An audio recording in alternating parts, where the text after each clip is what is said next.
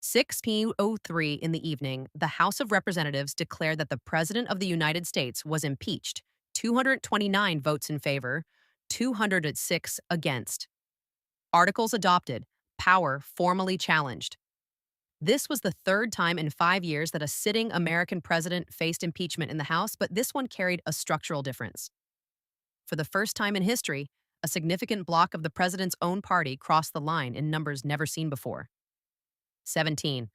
Republicans voted yes. All 212 Democrats present supported impeachment.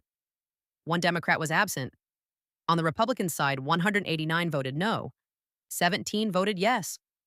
That is roughly 8% of the House Republican Conference, nearly 1 in 10. In institutional terms, that is not noise, that is fracture. Let me put that in historical sequence so it lands properly. In December 2019, during the first impeachment of Donald Trump, 0 House Republicans voted to impeach. 0. In January 2021, during the second impeachment, 10 Republicans broke ranks. This time, 17. The largest number of cross-party votes in any presidential impeachment in American history. This is not normal. And the justification those 17 Republicans offered was not tactical. It was constitutional.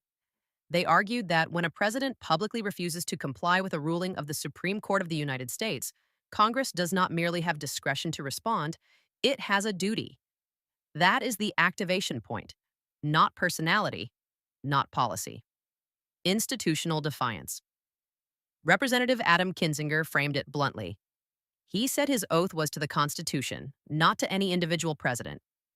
If a president ignores a Supreme Court ruling, he argued that moves from executive disagreement into something closer to authoritarian behavior. In his view, that crosses the impeachment threshold. Representative Liz Cheney reinforced the hierarchy. The United States, she said, is a nation of laws. The Supreme Court is the final interpreter of those laws. If a president rejects judicial authority, he is rejecting the constitutional order itself. That was her reasoning for voting yes. Then came Representative Mike Gallagher, a Republican from Wisconsin and a former Marine who served in Iraq. He had defended the president before, voted with him on most legislation, but he said that after reading the Supreme Court's decision and then reading the president's response, he concluded that declaring oneself unbound by the court's ruling exceeded constitutional limits. He could not support that position. Here is where the context matters. This impeachment was not built around a personal scandal or a foreign policy dispute. It was built around separation of powers, around whether the executive branch must comply with the judiciary. That is a systemic fault line. At 6:15 in the evening, 12 minutes after the vote closed, the president responded on social media. He called the impeachment illegitimate and void. He argued that Congress has no authority to remove a president for defending executive power against what he described as judicial overreach. He stated that he did not recognize the impeachment. He said he would not participate in any Senate trial. He said he remains president and will continue executing the duties of the office. Pause there. A president declaring that he does not recognize an impeachment proceeding initiated by the House of Representatives, that is escalation from disagreement to institutional standoff. The Senate reacted quickly. Senate Majority Leader Chuck Schumer announced that the Senate would fulfill its constitutional duty to hold a trial. Chief Justice John Roberts would preside as required when a president is tried. Evidence would be presented, witnesses would be heard, senators would vote on whether defying the Supreme Court warrants removal. The trial, he said, was expected to begin Monday and conclude within 1 week. Senate Minority Leader Mitch McConnell issued a more measured statement. He acknowledged profound concerns about the president's defiance of the Supreme Court. He noted that impeachment and conviction are grave actions. He said, senators must determine whether the president's conduct, however troubling, rises to the level requiring removal. He had not yet decided how he would vote. That uncertainty is not small. It is leverage. At 7:23 in the evening, Chief Justice John Roberts confirmed he had been notified of the impeachment and that he would preside over the Senate trial pursuant to Article 1, Section 3 of the Constitution. He stated he would ensure the proceedings are conducted fairly and in accordance with Senate rules and constitutional requirements. Now, step back. The House has acted. The president rejects the action. The Senate prepares for trial. The Chief Justice steps into the constitutional chair reserved for moments of maximum tension. This is where the focus shifts from one vote count to the architecture of American power. And the next calculation is not rhetorical, it is mathematical. Now the arena shifts. Under the Constitution, the House impeaches. The Senate tries. Conviction requires two-thirds of the Senate, 67 out of 100. Not a majority, not a strong majority. A supermajority designed to make removal rare, deliberate, and structurally difficult. This is where the confrontation stops being symbolic and becomes mathematical. The current Senate alignment is simple on paper. 51 seats are held by Democrats and independents who caucus with them. 49 seats are held by Republicans. If every Democrat and aligned independent votes to convict, 16 Republicans must join them to reach 67. 16. That number is now the fulcrum of the American constitutional system. Before the trial even begins, 12. Republican senators had already publicly rejected the president's claim of sweeping emergency powers. The names matter because institutions are carried by individuals. Mitch McConnell, Mitt Romney, Lisa Murkowski, Susan Collins, Bill Cassidy, Ben Sasse, Richard Burr, Pat Toomey, Rob Portman, Tom Tillis, Shelley Marapo, Joni Ernst. 12. If, and it is still an if, all 12 vote to convict, 4 more Republicans are required. Without them, the effort fails. Here is where you need to slow down and understand the leverage. The public statements made before a trial are signals. Signals reduce uncertainty. Signals create permission structures inside a caucus. Potential additional votes are already being discussed. Mike Rounds of South Dakota has said the Supreme Court's ruling must be respected. Shelley Moore Carpo of West Virginia has described the president's response as inappropriate. Todd Young of Indiana has called for compliance with judicial orders. John Thune of South Dakota has expressed concern about a constitutional crisis. If those 4 join the 12, the number hits 16. Add 51 Democrats' 67 conviction becomes not rhetorical, but arithmetically possible. Let me say that clearly.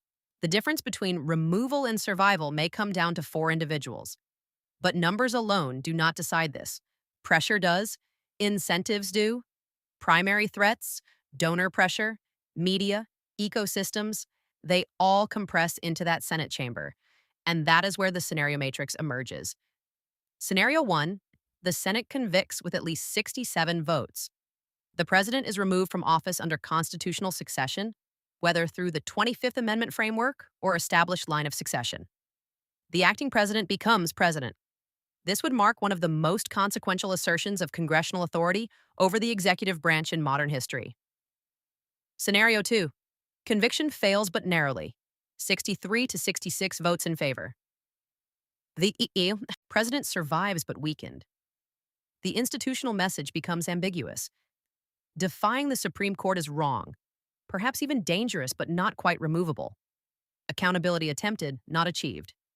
Scenario 3. Conviction fails decisively. Fewer than 60 votes to convict. The president declares vindication. The president becomes Stark. President can openly defy the Supreme Court and survive if his party closes ranks.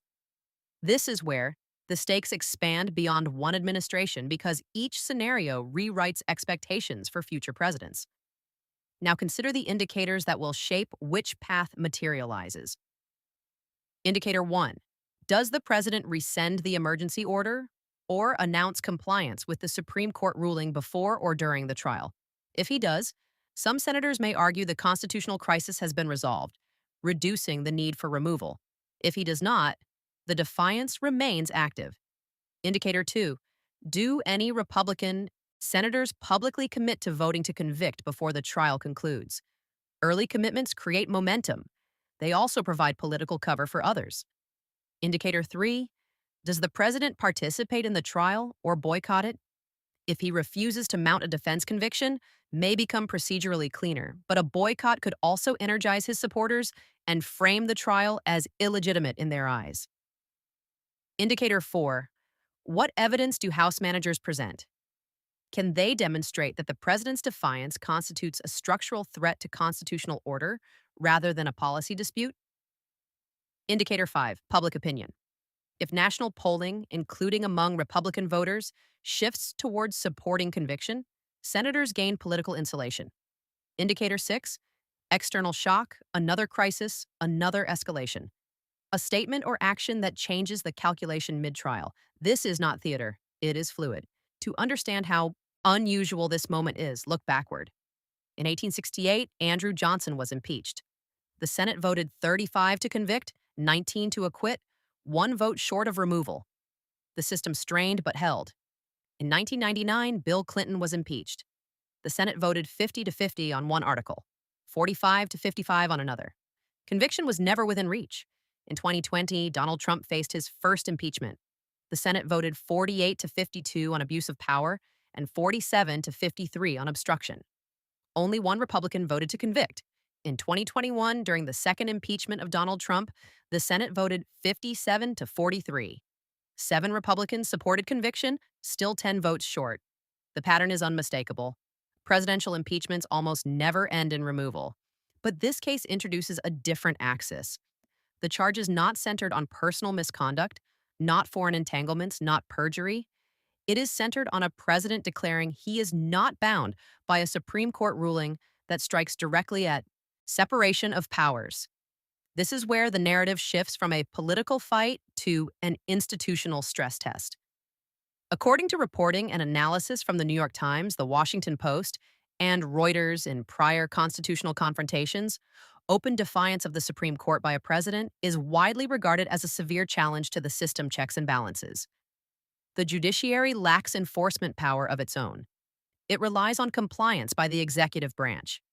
Constitutional scholars speaking on CNN and in reporting by the Associated Press have long argued that if the executive branch refuses to comply with a final Supreme Court ruling, Congress is left with very few tools.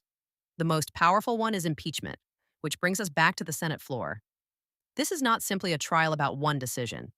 It is a referendum on whether the judiciary's authority is binding or advisory when confronted by presidential resistance. And if 16 Republican senators conclude that party loyalty outweighs judicial supremacy, the consequences will not end with this vote. The House vote 229 to 206 now stands as the most bipartisan presidential impeachment in American history. 17 Republicans crossing over is not a footnote. It is a political marker. For the first time, a meaningful bloc within a president's own party has declared that openly defying the Supreme Court crosses an unacceptable constitutional boundary. That line matters because once members of a president's party acknowledge a breach of judicial authority, the argument is no longer purely partisan. It becomes institutional. It signals that the guardrails are not entirely dependent on the opposition party. It suggests internal constraint is still possible. But the real test is no longer in the House. The Senate now walks into this trial carrying 2 simultaneous pressures. One is political. Senators face voters. They face primary challenges. They face donor networks and activist bases that can punish deviation. That pressure is immediate and personal. The other pressure is constitutional. The oath senators take in an impeachment trial is not to party. It is to do impartial justice according to the Constitution and laws. They are being asked to weigh the supremacy of judicial authority against the stability of party alignment. This is where institutional gravity intensifies. Mitch McConnell has not committed to a vote. He has expressed concern about the president's defiance of the Supreme Court. He has acknowledged the seriousness of conviction and removal, but he has not chosen a side. That ambiguity is consequential. McConnell's position has historically shaped the internal boundaries of the Republican conference. If he moves toward conviction, it could recalibrate the center of gravity within the party.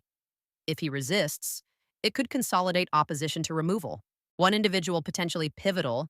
Above them all, Chief Justice John Roberts will preside not as a political actor, but as a constitutional referee. His role is procedural yet symbolic. He embodies the branch whose authority is at issue. The court has ruled, the president has resisted. Now the Chief Justice oversees the chamber that decides whether that resistance warrants removal. That visual alone carries institutional weight. If the Senate convicts with 67 votes or more, the president will be unmistakable. No president stands above a Supreme Court ruling defiance triggers consequence. The separation of powers holds under stress. If the Senate fails to reach 67, especially if the vote falls well short, a different signal emerges.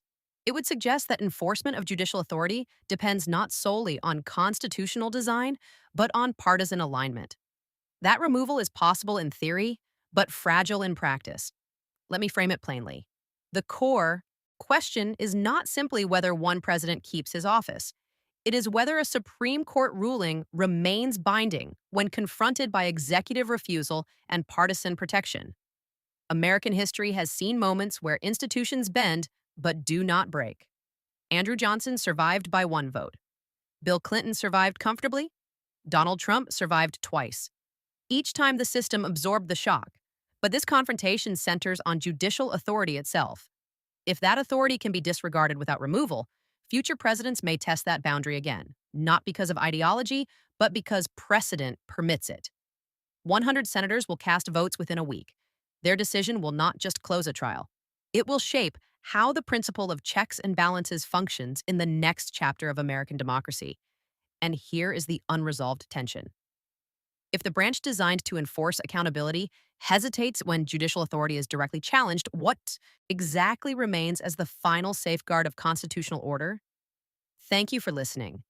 If this breakdown was helpful, please share your thoughts in the comments. Don't forget to like, subscribe, and turn on notifications to stay updated. See you next.